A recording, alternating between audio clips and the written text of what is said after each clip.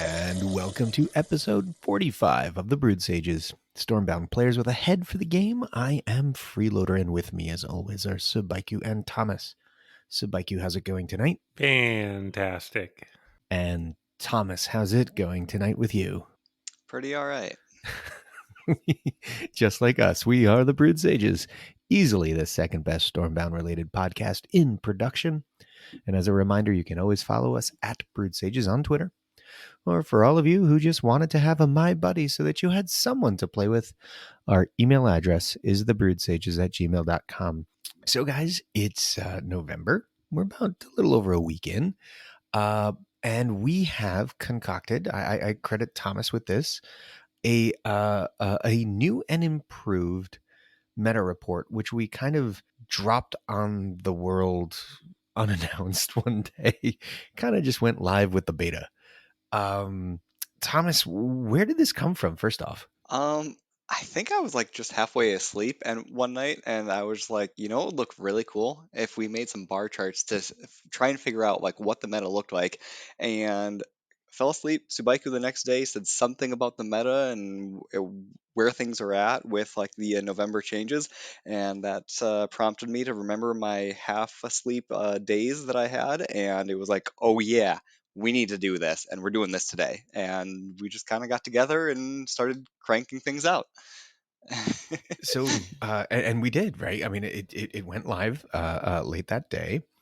For those of you who remember the old BS meta report, this is actually a better meta report. It is not updated once a month. It is all the time updated every time somebody puts in another report of a game. So this is, you can think of this as even more BS than the original BS meta report.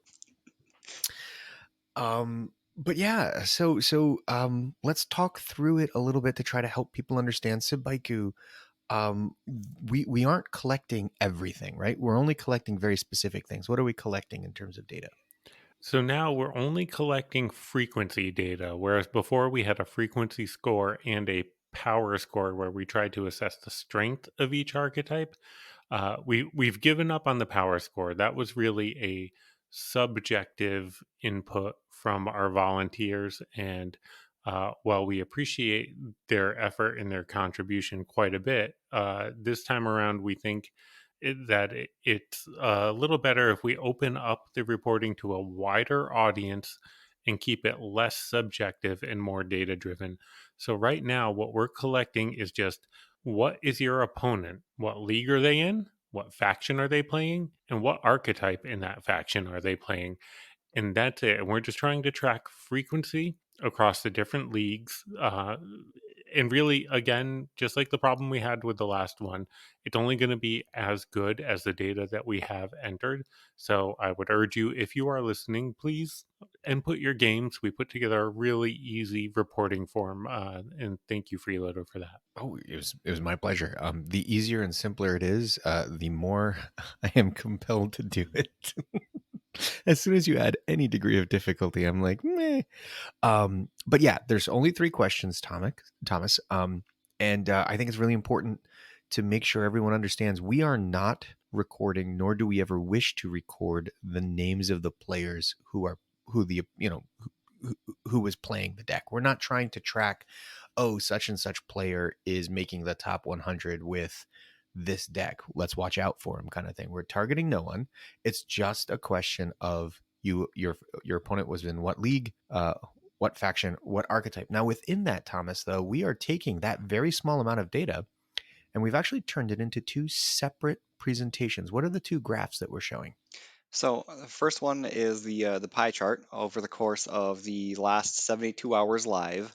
So you can see exactly as of like right now what people have been playing over the course of the last 72 hours in a nice pie format. So you know exactly, just at a glance, how much of each archetype and each faction is being played. And then on the second tab, we've got the bar charts. My personal favorite, because you can kind of see the trends over time and which things are growing and which things are getting smaller. And so with the bar graphs, it takes a look at the snapshot over a 3-day period. So like right now, we've got 4 time periods worth of data in the bar chart form. And the oldest one, when we went live with this thing on November 1st, is going to be from November 1st to the 4th in that first entire bar. And then in the second bar that we've currently got is the 4th to the 7th, so on and so forth, all the way up to today, which is the 10th. So today only has 1 day's worth of data.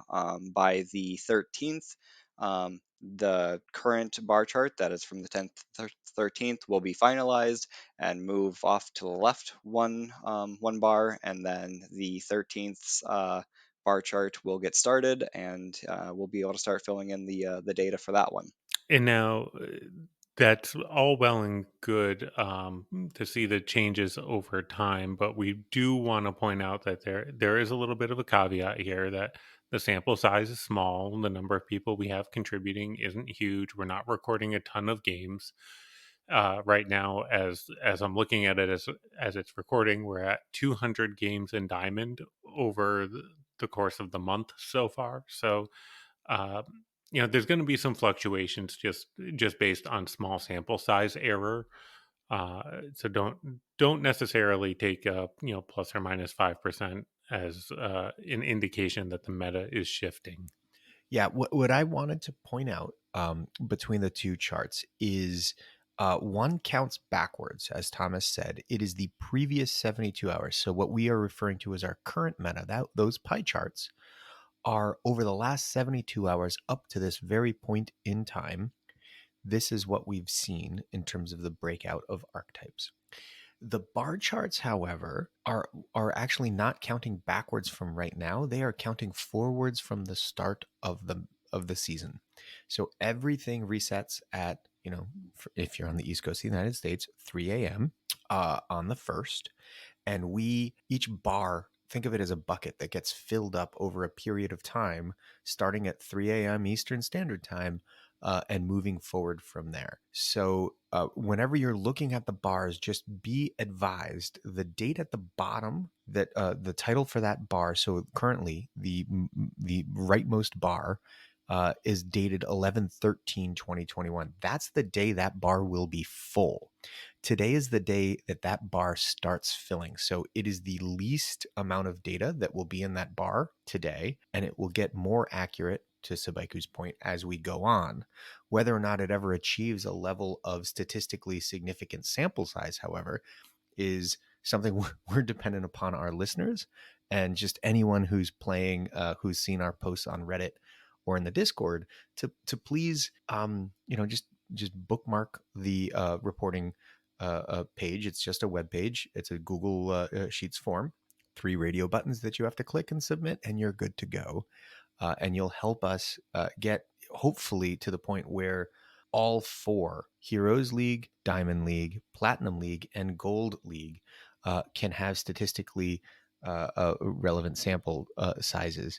And right now we're really struggling. I hope we can find more players in Gold, especially. We actually have a bar that's totally empty. The previous bar that ended on the 10th.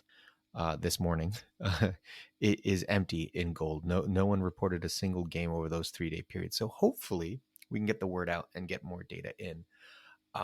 Thomas, what's your vision? Like let's say right now we're a little thin on data, but hopefully over the next month or two, this starts to pick up some steam and we get statistically relevant data. What are the kinds of things that you're hoping users of this spreadsheet can gain? Well, you kind of touched on it for a split second when you had said that the bar or the chart resets at the end of the month, and we spent plenty of time trying to code that in to make sure that everyone that's looking at it, depending on what part of the world you're in, when the thing resets, to make sure that everyone sees that the reset happen at the same time. And so at the beginning of the next month, after all the nerfs and all the buffs happen, we can start seeing which factions start picking up steam and which ones start losing a lot of their extra oomph that they had because they were too overpowered or whatnot. So one of the things that would be nice to see is, I mean, if we would have had this back in I think it was March when we had Murs and Ubis just dominating the meta with the Ironclad decks, and they both got the massive nerf. It would have been really nice to see that maybe they were 50% of the meta or 60% of the meta in Heroes League, to see that drop down significantly so that we could actually know for sure that Sheepyard hit the nail on the head and reduced down the proper amount of play rate of that faction and of that archetype with the nerfs that they were targeting. Because this data that we're starting to look at, and if this becomes like actually valid, we have enough user input, then we can understand why, truly why Sheepyard is doing buffs and nerfs to different things, because we're seeing essentially the same data, or we will. Like if we see that Shadowfen mid-range is 50% of the meta, something probably needs to happen there. And over the course of the next month, we are definitely going to see them come up with the buffs and nerfs, and yep, it's going to work itself out. So we're starting to get to see the same data that they have without us having to beg them for the data that they'll never give us anyway. Although, We're shoot, you're going stealing it. back to March. I think it'd be great to just have had this up last month so we could see, is there a big difference in play rate in winter with the Chillbeards nerf that just happened? And the And Gift of the gift. Wise, absolutely, yeah. Which I think there is. I mean, looking at Diamond, it's over the course of the 4 bars that we have, Winter Control is less than 10%, roughly over the course of the last 10 days. And I would have said that Gift would be in, well, as far as winter decks go, almost all of them. And we're starting to see a lot more Winter Rush actually this week. Yeah. Yeah, it's definitely a big change to winter. I feel like right now we're seeing that winter is generally like 15 to 20% of the meta, and that does not match with my recollection of last month for sure. No, no, no, no, no, no. There's also some other things. We've expanded the bar charts back quite a bit so that you'll always be able to see a photograph, if you will, of a snapshot of over a month's data. And Sabaiku, I've always had these sort of hunches that you'll be able to see people goofing around at the beginning of the month, trying out the new buffs, trying out the new nerfs, trying out the new cards. Probably not Uh, trying out the new nerfs. well, yeah, well, trying to experiment around the new Trying nerf, out the new like nerfs what is valid, right? Trying out the nerfed cards to see if they're still good still is good. certainly something Okay. that people do. Yeah. But I feel like maybe the last 6 days or 9 days, so the last 2 or 3 bar charts of a month, you'll start to see a shedding of archetypes as people really start to hone in on the 3 or 4 that have proven themselves most viable in the meta. And I'm hoping that that's something that we'll be able to see, that sort of cyclical nature of an increased diversity at the beginning of the month and a decreased diversity when it's time to get serious. Yeah, I don't I know. suspect that is the case. People are going to go with what has worked best during their testing in the month. You want to spend the first couple of weeks goofing off, then we'll see what that does to your win rate in the last part of the month as you go with the thing that is optimized as you try to climb. My concern with that though is that people are probably at least people with max collections who have the freedom to do that are probably goofing off in Diamond and then playing in the Heroes League. So splitting between leagues might cause some confusion there. Might Oh, very good make it a point. little difficult to track that. I think it's still probably going to average itself out. I mean, again, going back to the heyday of Ironclad's Supreme Reign, there was still a lot of Ironclad being played in Diamond.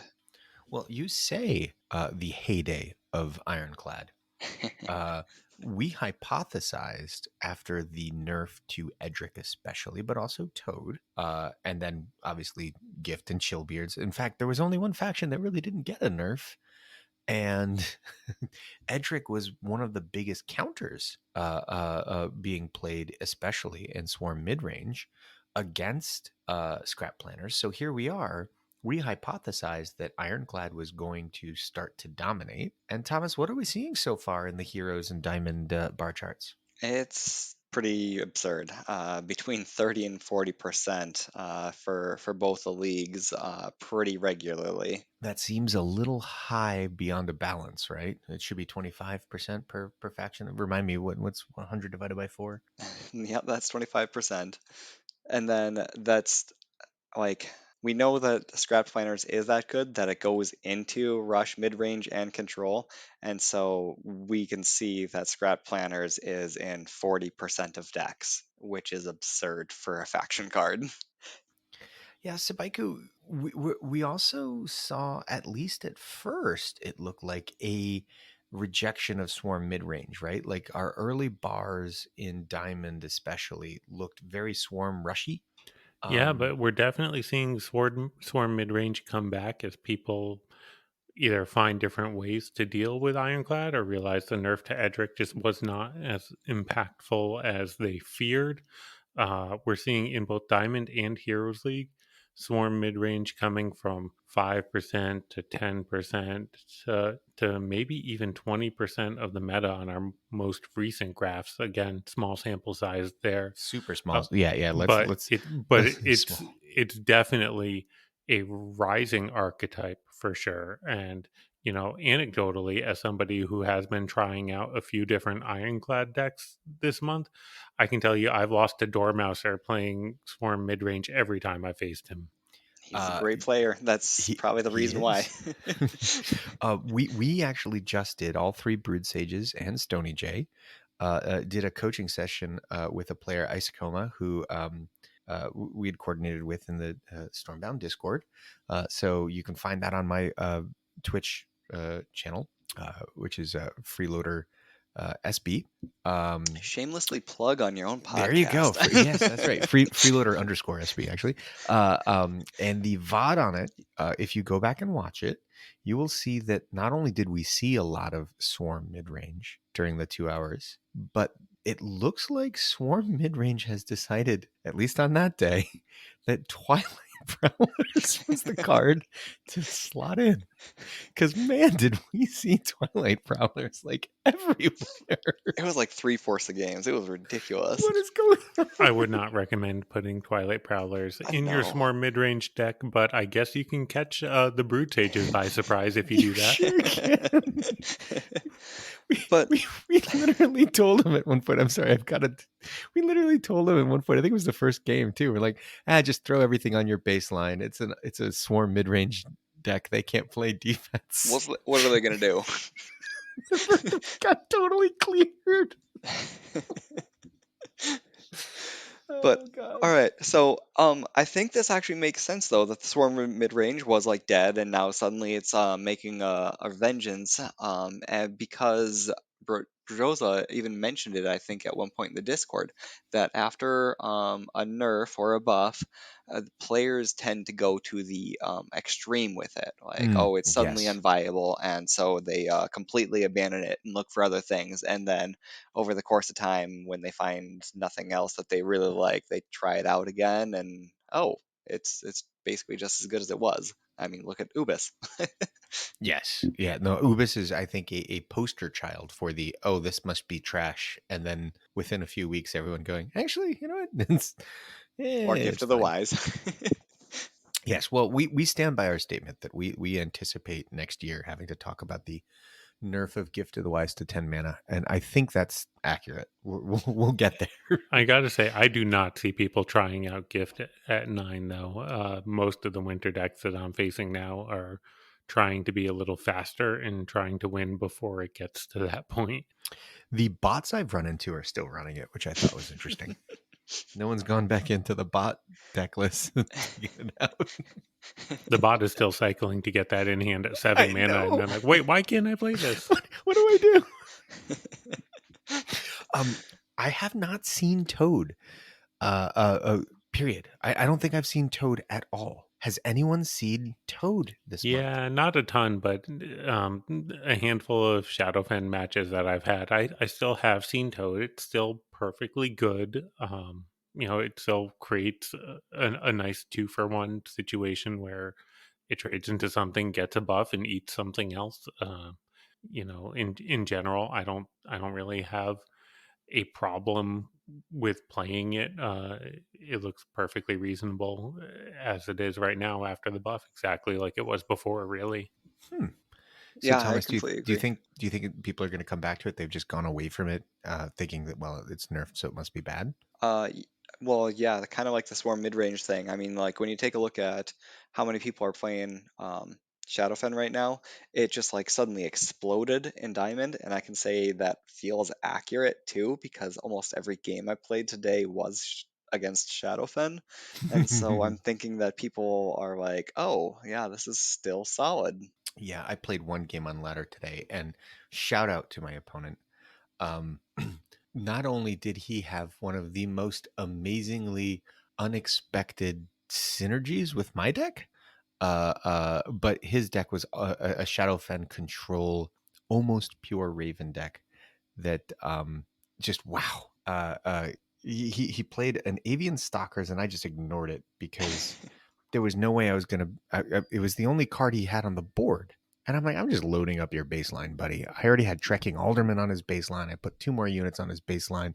I actually froze and cleared the unit in front of his Avian Stalker, so that's why that was the only card he had on the board, and it was on his second row or third row. Pardon me. It was on his third row, I think. Second, whatever, doesn't matter. Um, and yeah, because it moves to his third row at the start of his turn, right in front of my Giovanna, and now there's 3 units on his baseline, my Giovanna in front of it, and that's all that's on the board.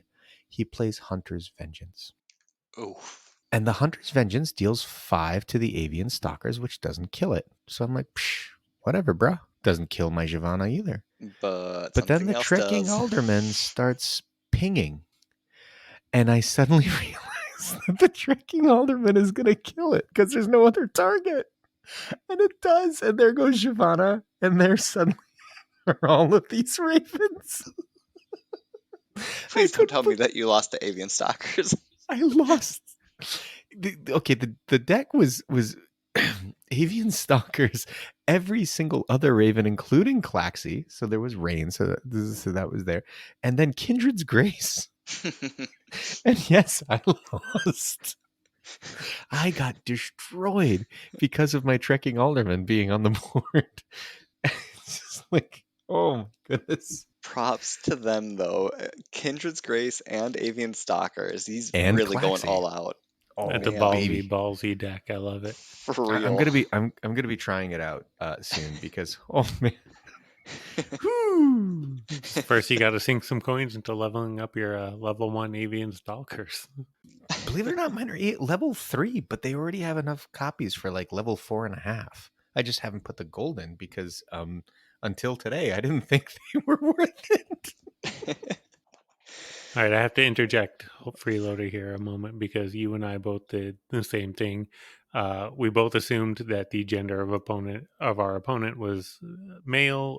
We both referred to our opponent as he or him. That's just our shorthand for a general assumption. It is not You are necessarily correct. accurate. We do not know. Yes, apologies. Huge apologies. My opponent was Bunga Bound, male or female, however they identify. They are phenomenal. I hats off to them. What a wonderful, wonderful deck they have created, and yeah, I'm gonna be playing it. I'll tell you what, I'm Nice. playing that thing. But all right, so back over to the meta report for a couple more minutes. You had just asked me what I kind of wanted to see out of this long term. And how about for you guys? How about you, freeloader? What would you like to kind of see out of this long term, or what do you kind of expect to see out of this? My biggest fear right now, what I'm hoping beyond hope that we will be able to do, uh, is provide adequate and useful data to all 4 of the top leagues. That's Heroes, Diamond, Platinum, and Meta. My big and Gold. My big concern right now is that we end up having to shave off Gold and maybe even Platinum because of a lack of contribution levels. And so that's my big thing right now. What I really hope is that this doesn't turn into just a top of the meta, but turns into a generally useful for the vast majority of Stormbound players. And I believe that if we get all 4, we have covered the vast majority of Stormbound players. So that's my hope. To alleviate a little bit of your concern, I think the gold meta is mostly going to be due to whatever people have leveled.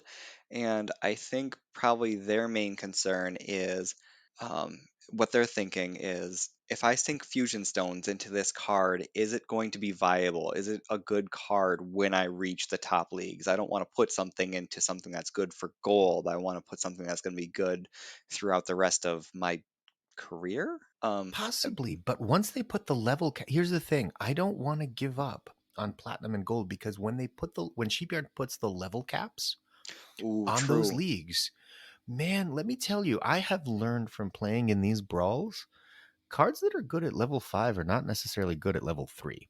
Absolutely. And I think platinum's going to be level 4 and gold will be level 3. I don't know that. Bear that in mind. I don't know that, but I believe the caps are going to be plat 4, gold 3. And so there should be a very different meta in gold once that happens. I expect that you're right, and I hope that we have enough contributors in gold that we can actually see the shift and see, the number of winter players drop from 60% to 10% or whatever. Yes, please.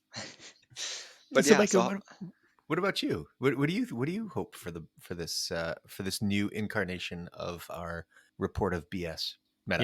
Yeah, I have alluded to it. Really, what I would like to see is just more players get more accurate data in here and really measure how things are shifting over time and seeing what rises to counter what is already dominant. You know what I mean? Like if Ironclad mid range becomes dominant like it used to in the start of the Heroes League, then what do people start to play to counter that? I really want to be able to see that in graphical format. Right. And you should see that in the bar, right, Thomas?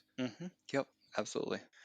And so, yeah, the last thing I would like to, or I should kind of put it like a kind of an asterisk on this, but just wanting to let our listeners know, we've spent quite a bit of time trying to figure out like the time periods that we want each of these bars. Theoretically, ideally, if we had all the input in the world, we could make these bars be like a daily bar. If we don't get enough data over the course of time, we may have to back it up and go to entire 1 week bars. So there might only be like 4 bars over the course of an entire month. We obviously don't want to do that, but these are just been some of kind of the background things that we've been discussing to try and get as much accurate information for people as possible. Uh, but yeah, so Sure. The so the just other wanted to thing kind of let people know that the, that the we other may thing be to adjusting. the other thing to bear in mind is that we have been very, very in an attempt to try to keep the reporting as quick and as simple and as painless as possible. We're not asking for a lot of specifics. So, for example, when you say Shadowfen mid range, most people think Bragda Rain, rightly so. But Chonk Beam is also a Shadowfen mid range deck. And it is possible that the proper counter to one is not the proper counter to the other. And we're not delineating between the two. So while there will always be issues, for example, for those of you who don't remember, identifying the differences between Ironclad Rush and Midrange back when Ironclad reigned supreme at the beginning of the Heroes League was almost impossible. Every time we did a meta report, we had to give the caveat of, guys, we don't really know which deck is which. That's still going to be a problem from time to time. But even within an archetype, there could be 2 or 3 different decks, and those 2 or 3 different decks could be very different from each other. So just bear that in mind. We cannot track at the card level, only the kind of general archetype level. We just, we would need thousands of data points. We would need Sheepyard's data at that point to really Yeah, try to well, understand. it's either that or asking our users to actually write in card names, and at that point it'd be so cumbersome. No one, even myself, would want to be reporting on each match, and so we're trying to again keep things as simple as possible. And so, unfortunately, the trade-off of that is getting more generalized information. Exactly. There's only so many times you can type gifted recruits or green prototypes. Copy So sort paste. of, yeah. Believe it or not, I already have that data. Gifted recruits in a deck only provides a 50% win rate. So I don't think it's actually all that strong of a card. Um, but with all of that in mind, guys, I think this would be a great opportunity for us to actually give some insights of what we've seen so far, which granted, please take with a grain of salt. Very limited data so far.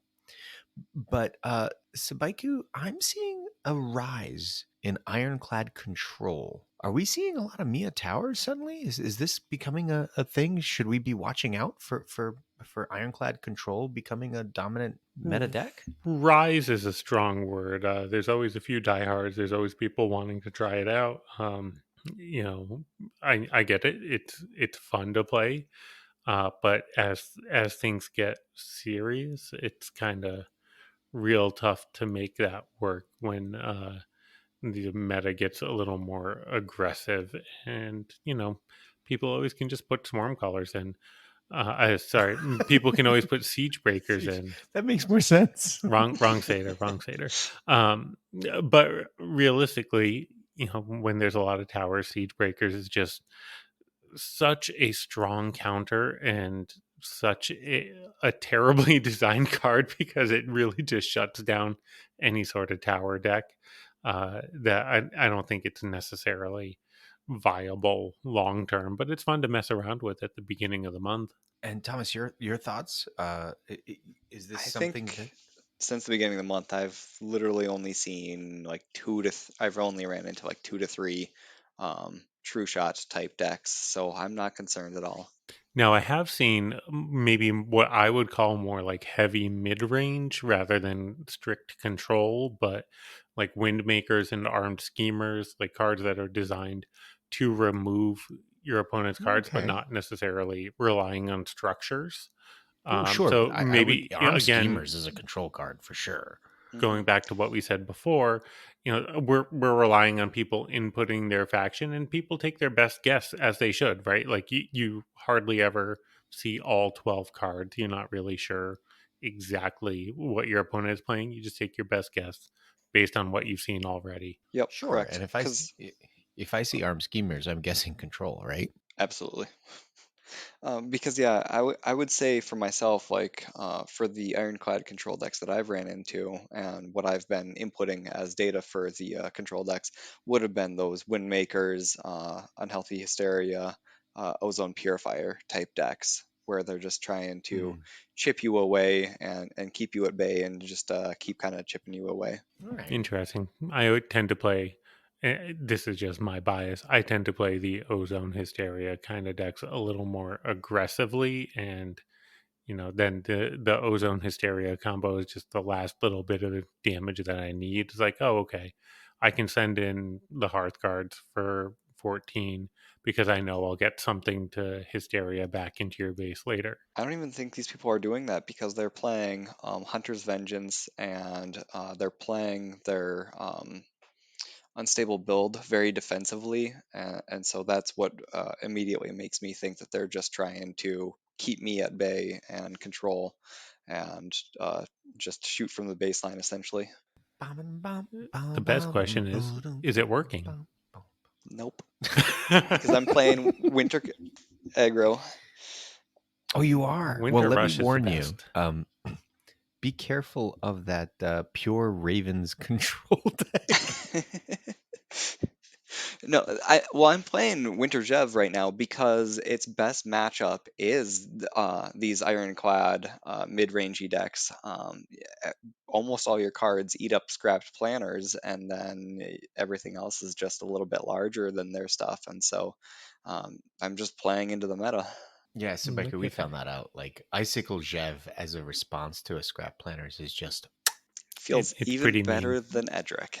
And then the Old rest of it Edric. is basically just, playing around wind makers, and you can do that through positioning. Yep. you sure can. Uh, So, continuing on with like some of these decks, I wanted to talk to you guys, ask you guys a little bit about the balance changes since last month. So mhm. we already obviously talked a little bit about Toad and Edric's their changes and Gifts of the Wise and Chill-Beers, I guess. So that brings us to Bounded Daemons, Lost Psyches, and Fragmented Essences. Who's a what's and a what? the three new ancients that have been changed already for the first time in the last month. So I'm Mm. assuming demons you haven't seen at all yet. Didn't see it Correct. last month, to be honest. Yep. So yeah, still unfortunately too weak for the meta. Fragmented essences that was in every swarm deck ever last month. And the play rate has definitely come down, at least from what I've seen this month. It's something that I do not see very often. I Well, they now had no to make, longer see it at yeah, all. I they only had to make see room the for head start. Twilight Prowlers. Yep, I think Head Start took its place again. And then Lost Psyches. Are you guys seeing that at all? Very rarely. I know that some players are experimenting with it, which is great. Like it's an overstated 3 mana card at this point. It's a little unpredictable, which it has its pros and cons, but at least makes the games interesting for sure. But it's definitely not in heavy rotation, and I assume mostly because most players don't have the fusion tones to bring it up to level 5. Yep, that's fair. So I love it in Winter Aggro. I think it's like perfectly Hmm. statted, and it is again because this Winter Aggro deck just eats up Ironclad. The Lost Psyches is essentially Shady Ghoul for any faction. It plays horrible defense. It's a card that you want absolutely as your opener, and it's got evasion. Okay. So, like when you play it on your turn one against Ironclad, they are not playing their scrapped planners as their turn one play to eat up your card that you just played on your turn one because it's just going to move out of the way most likely and continue moving you down the board. So it's fantastic about keeping your tempo up, but unfortunately its strength, just like Shady Ghoul, long term gets really bad because you cannot play defense with it just like Shady Ghoul. It's too random and you will not be able to make any trade that you want to reliably. So it's a good Yeah. card. And not just defense, but offense late game. Oftentimes, you're trying to position things a little more precisely than it allows you to do. Yeah, and it likes to teleport behind the thing that's your unit that's already on their baseline. Yeah, that happens a lot. That feels bad for 3 mana, though. It does, but just like Shady Ghoul, first turn play, it feels amazing, and so I put this literally in the exact same slot as a Shady Ghoul. Okay. As we all know, I leveled up I put a ton of fusion stones into my trekking alderman, so that's my go-to 3 mana gun right now. I'm still in love with it, despite its huge drawback into Avian Stalkers. avian stalkers. Now, we have had a couple of days with diehards as an option in the game. Have you seen anybody playing that? The Merc. Nope. Oh yes, that's right. He published a video. I got to play against him. I will say Sparkly Kitties is everywhere. I think Everywhere. that's what happened. I think what happened was Sparkly Kitties being an epic requires a lot of fusion stones. And I think a lot of these other cards, look, even even a 2 mana ancient that is overstated, that is very enticing to play. Um, I've commented before when Cheapyard has done this, right? They introduce Bisanu, and at the same time they're like, so this freezes but or this silences, but check out what freeze can do. Freeze, all of it can silence too now suddenly. And so that moment that Bisano should have had was kind of taken away. I feel like that happened a little bit with some of these are actually good cards, Thomas. These new ancients are good cards. They are not sparkly kitties. And so I just kind of feel like in a vacuum these cards would have been heralded as new must have cards for your deck. But with sparkly kitties out there, they're like, oh yeah, I could do that, but this is the card I'm going to upgrade. That's fair. Well, Sparkly Kitties goes into everything. If I had to choose between Sparkly and Lost in an aggro deck, it's a toss up. I'm probably still going to go with Sparkly Kitties. I do have to say it's wonky when you're playing both them for sure, because they both like to do their own thing very randomly, and it can just not work out very well for you. Now, But at least Spiker, with you're Sparkly saying Kitties, it's predictable. You know what it's going to do when you play it, unless you make a mistake, which I just leveled it up at the start of this month, and I have definitely had situations where I expect it to move one way and it does not. But that's my own fault, not the card's fault.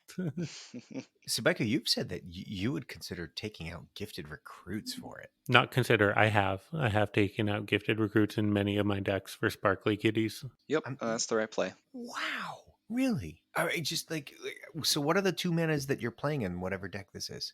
Everything that's good. The Faction other 4 specific. that you want to play.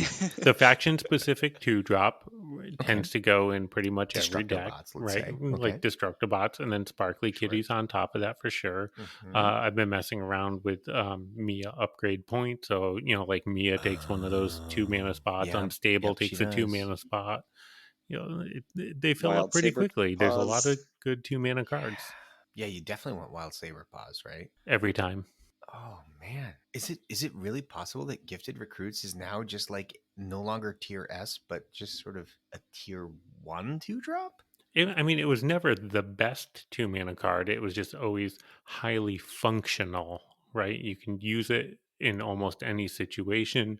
It gets the job done. Like Yep. Bacardi and Cola. But the more cards that exist in the game, the more good, solid, reliable cards that exist in the game means that old staples suddenly are no longer needed as staples because you've got more options. And so I love the fact that Sheepyard is just cranking out cards now because, yeah, people are going to complain about how it's going to take forever to level them up, but they have to exist in the game at some point. Otherwise, we're going to have the same stale 204 cards or whatever for forever. So it has to happen sometime. So let's have it happen sooner rather than later, so we can start getting those copies opened up, start getting our collections leveled up. All right, I'll get in line with that. The one criticism I will level at Sheepyard in this is that there are now, as of later this month, more rares than commons in the game. There are a lot of rares. That one I've is an made this issue. joke before, but I don't think they know what rare means. You keep on using that word. I do not think it means what you think it means. That's bizarre that there's more rares than commons. It never even occurred to me that they were close. I guess I never really counted. And then one day, Sabaiku mentioned it, and I went and counted. I was like, "Holy smoke, that can't be right." Okay, so yeah, so I think it's a legitimate criticism to level that, like, look, these are great cards. We'd love to adopt them. We'd love to bring some freshness to the meta, but you make them rarer than common, you're making them more difficult to level up than they would otherwise be. And also, it sure looks like the game could use some more commons. So why not make a couple of these common? I don't know. I'll open that up to both of you. Either of you see a decent justification for it? No, I think that's really solid. I 100% agree with that. I mean, look at what was the other 1 mana ancient that they released last month? I can't remember the name. Erratic neglects. Yes, Erratic. that one would have been a great common because it honestly is about the same as Summon Militia. I'm hoping you guys played some of the Brawl last week that got the each card that you played got the random status effect, Mm-hmm. and Yeah. you Everything just was an saw erratic how neglect. big of a deal all these status effects are and how most of them are actually terrible. And so, honestly, between playing Summon Militia and Erratic Neglects, I think that they actually are going to end up long term having about the same play rate as each other I in don't know. ranked. In Brawl, Erratic Neglects is absurd. It goes into every single Brawl deck I make, I think. Wow. I think I think if I get erratic neglects up to 5, I would play it over summon militia for one specific reason. Normally when I play summon, I cycle summon late, usually, because I'm looking to put more value on the board than just 5. But Mhm. if I play it late, it's because I've already cycled and it's what I've got, and I just should put it somewhere. Being able to put 5 health in front of one of your opponent's units and getting a clean trade, or at least reducing its power level, or maybe not putting it directly in front, maybe putting it to the side of where it will be, such that your opponent has to trade into it first before it can move their front further. There are positional benefits in the mid to late game that I think make Erratic Neglects a better card for anything other than a pure rush deck that just doesn't Here's care. the counter argument to that. You don't want to get to the late game with an aggro deck, and there are plenty of games where Erratic Neglects is either just frozen in place near your baseline because you played it on your first or second turn, and it just kind of ran back and forth with confusion, or froze itself for like 2 turns straight, and so it just never ends up going anywhere at all. All right. And so I've had plenty of games where Erratic Neglects just does not get across the board when I played it right away. And so yeah, when you get over to that late game, having that positional advantage isn't helping your aggro deck at all anyway. You're already in a much worse position. And so that's the reason why I think that they're roughly about the same as each other, honestly. And going back to, summon militia is random, it can spawn on your baseline or whatever. When you just have 3 mana to start the game, 4 mana to start the game, you don't mind. You play gifted, you play summon militia, boom. It's either on your baseline or on one row off of it. It doesn't really matter that much at that point. And yeah, you're perfectly happy with it.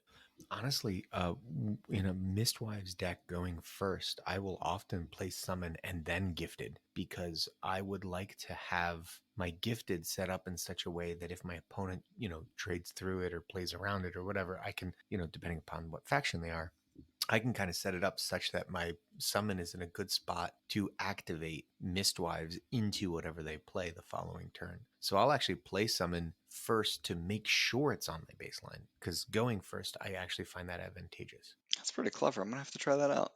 Yeah, because once you know where it is, you know where you want to put your gifted in response to it. You know what I mean?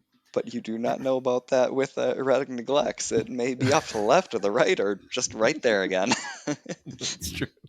Hey, look, it's frozen. After 2 turns of poison, it wouldn't even proc your Mistwives anymore. So that's also a problem. Now, the one thing though is erratic doesn't get the status effect until after it moves. So, a lot of the Only for time, poison and for for vitality. Yeah, vitality. for But for freeze, the it other That's happens ones, right yes, it away. does get it immediately. That's true. Confuse and freeze will definitely make sure it doesn't go anywhere. Hmm.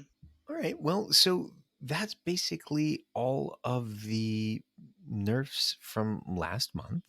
Again, none from Ironclad, which our meta report is suggesting might be reaping some benefits of of having dodged the hammer.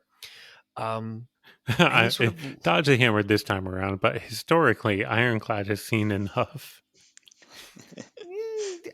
I still feel like Scrapped is standing extra tall in the 4 mana slot across all factions right now. I don't know if it's so much that it requires any sort of reaction from Sheepyard yet, but if you're asking me what the best 4 mana card in the game is right now, it's Scrap Planners. Sabaiku? Yeah, I'm having trouble Yeah, disagreeing okay. with you. Yep, yep. It's Thomas? pretty solid. Um, I'm still thinking that Scrapped is probably about tied with Toad. You're tied with Toad after the nerf. Really? Yeah. I Wow. I mean, like I said, I got into a pretty good discussion with it on someone on Discord, and they made some very valid arguments, and I do think that they're like tied now, because I think I would have agreed that Toad was better before the nerf, and now I think that they're about tied. They're both almost a guaranteed 2-for-1, where you remove 2 of your opponent's cards for one of yours, and that's really strong. Um, as far as it goes, a lot of the other 4 mana cards can situationally be more powerful, right? Like Edric can still put a ton of power on Sure. the board.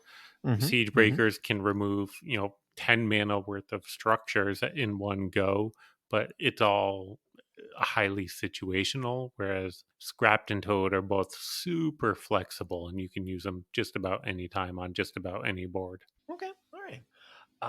Either way, though, our meta report is showing that lean towards Ironclad right now.